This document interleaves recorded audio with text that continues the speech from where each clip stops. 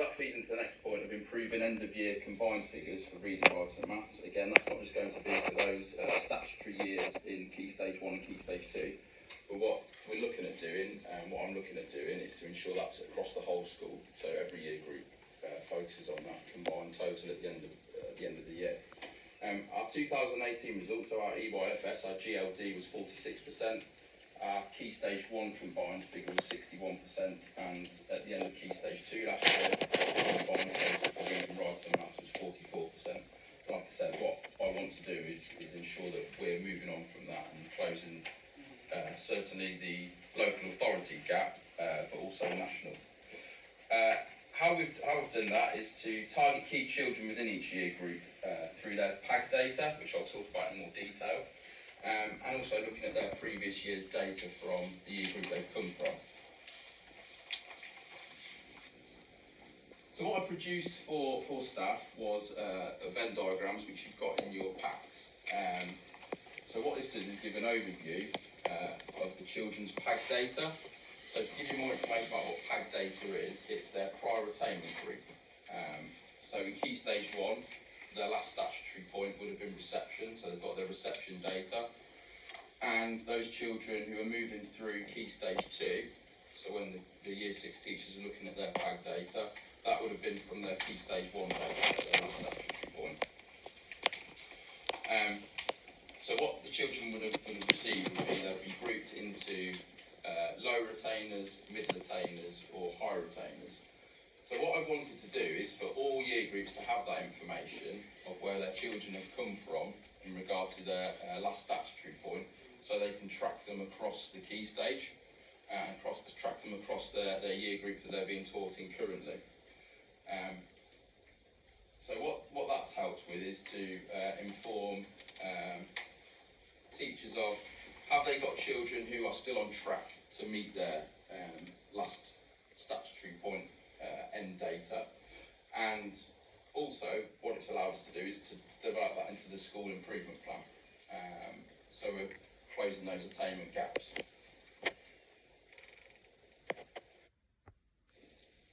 Moving into spring term, again, taking on from Jackie's point in English of looking at effective feedback, that's what we're looking at moving towards for the spring target. So again, it's making sure that teachers are more reactive in regarding to their assessment tools and thinking about those personalised targets for those children. Just ask a question. Yes, no problem. Yeah. If we were a governor in one of those lessons, looking at whole class feedback, what would you see that's different? What strategies are teachers using that they wouldn't have been using before? So what we did previously was staff would spend a long time personalised marking 30 books, for example, if it was an English lesson, if you've got 30 children, they would mark every book. What they're doing now is still looking at those books, but it's more whole class feedback, so picking out specific issues that a class might be having, but also it's thinking about personalising it also. So if there's a small group of children who have got one particular need, a teaching assistant or the teacher might work with them the next day. So it's more reactive from a whole class point of view, because we have to take on board teacher workload as well. So teacher workload, when you've got say 30 English books, 30 maths books, 30 science books, 30 topic, you could be marking 120 books a day. Now what we're not saying is we're not marking, but we're trying to do that in a more effective way.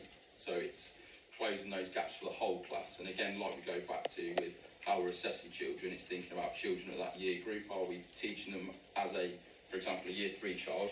Are they working within that particular year group?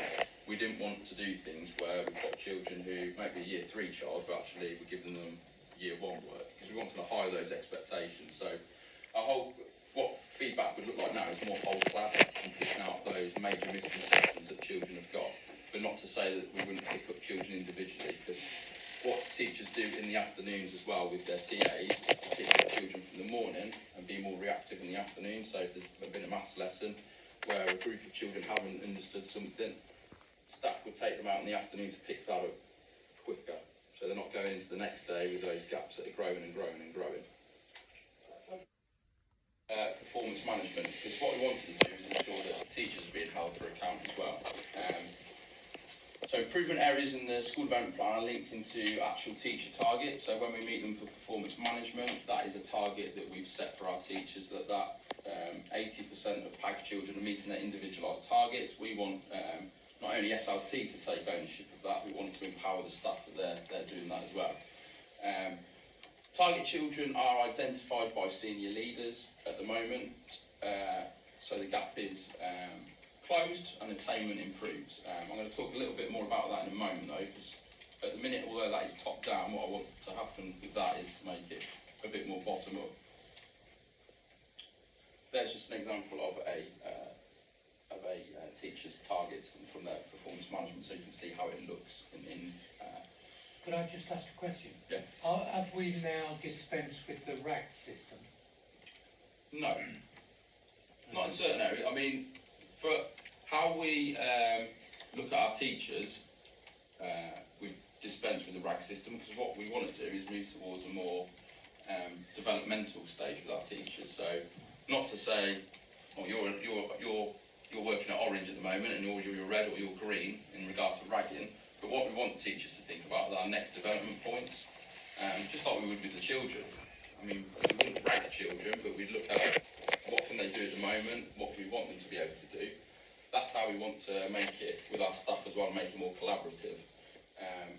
When I've given staff feedback before, the first thing they want to know is, well, what am I being ragged as, rather than what do I need to do to get better. So again, it's all about CPD and ensuring our staff are getting better, and ensuring that we're empowering staff to make sure they want to improve and take on board what we're asking them to do and what they think their development points are as well. So we do use ragging in some areas where it supports us, but actually development of teachers, we found that's not the best way of moving forward at Henley Green at the moment. So in a situation I've got in my role to ensure that you know, the attainment standards are improving at our pupil progress meetings, and these are really key to do so. So they take place half-termly, and they discuss the progress of the children. What the main focus of that being this year is to look at those target children that we identified at the start of the year. Not to say that we're not talking about any other children within the pupil progress meetings, but our focus to ensure that those children we've targeted are improving is obviously to discuss those children. So think about their barriers, think about how we're going to overcome those barriers. Again, going back to interventions, it's thinking about how fluid those interventions are to make improvements for those children. So actions are then put into place to support children. And when we meet as a team, I will meet with the teachers within that year group and the teaching assistants. I'll also talk to phase leaders within year groups to ensure they've got an overview of what's happening too. Senior leaders then can track whether the school development plan that I showed you earlier is that being achieved.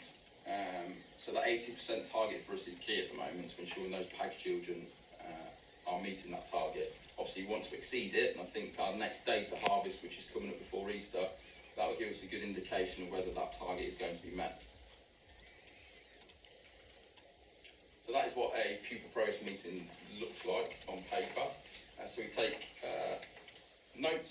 So when I discuss with teachers, I want a learning snapshot of what the child's doing at that point.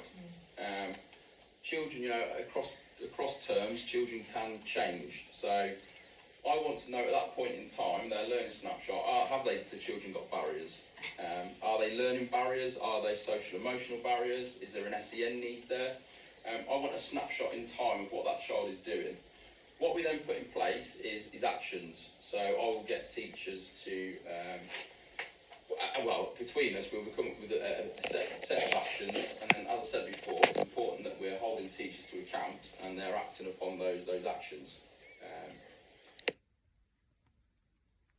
But what I want to do is make sure over time that figure is improving and the children at Henley Green are leaving